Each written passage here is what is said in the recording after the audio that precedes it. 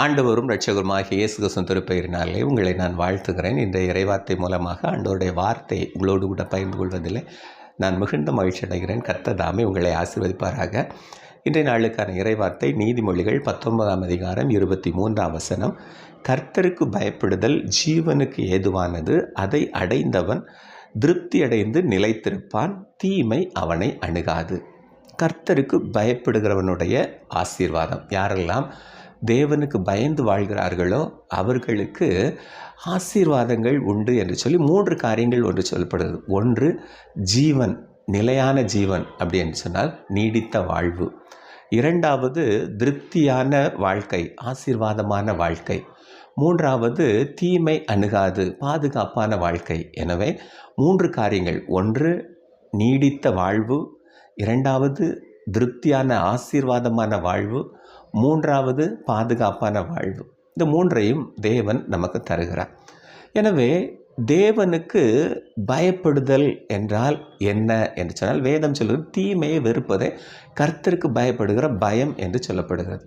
எனவே ஒரு மனிதன் எப்போது தீமையை வெறுக்கிறான், அவனுக்குள்ளாக எப்பொழுது கர்த்தருக்கு பயப்படுகிற பயம் வரும் என்று சொல்லி நாம் சிந்திப்போம் என்று சொன்னால், தேவன் யார் என்பதை புரிந்து கொண்டால் மாத்திரமே அவருக்கு கொடுக்க வேண்டிய அந்த கனமும் அவருக்கு கொடுக்க வேண்டிய அந்த மரியாதையும் அவனுக்குள்ளே உண்டாகும். அப்படியானால் தேவனை பற்றிய அறிவு அவனுக்குள்ளே இருக்க வேண்டும்.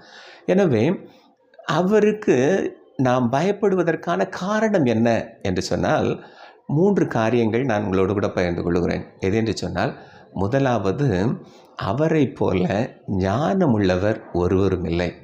இந்த உலகத்தின் படைப்புகள் அனைத்தையும் நாம் பார்ப்போம் என்று சொன்னால், எல்லாவற்றையும் ஞானமாய் படைத்தார்.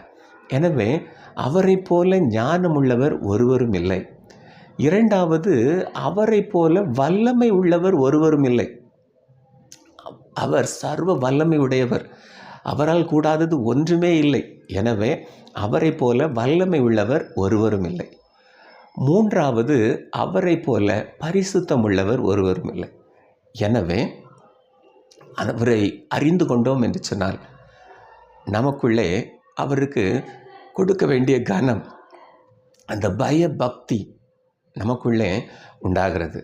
பொதுவாக பண்டைய இஸ்ரவேலிலே அந்த கர்த்தருக்கு பயப்படுதல் என்பது, தெய்வீக வாழ்க்கை வாழ வேண்டும் என்று சொன்னால், அந்த தெய்வீக வாழ்க்கைக்கு மையமாக இருப்பதற்கு கர்த்தருக்கு பயப்படுகிற பயம் இருக்க வேண்டும். அது மாத்திரமல்ல, கடவுளுடனான உறவு மற்ற எல்லாவற்றுக்கும் அடித்தளமாக பார்க்கப்பட்டது. ஆண்டவரோடு நாம் வைத்திருக்கிற உறவு தான் மற்றவைகளை அது பலப்படுத்தும்.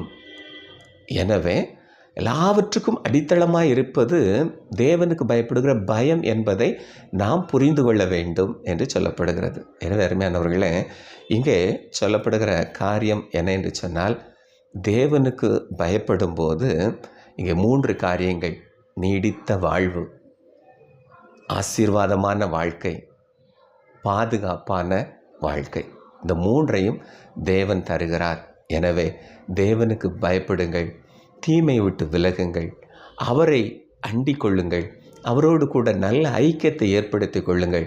அவருக்கு கொடுக்க வேண்டிய கனத்தையும் மரியாதையும் நாம் செலுத்தும் போது தேவன் நம்மை ஆசீர்வதிக்கிறார்.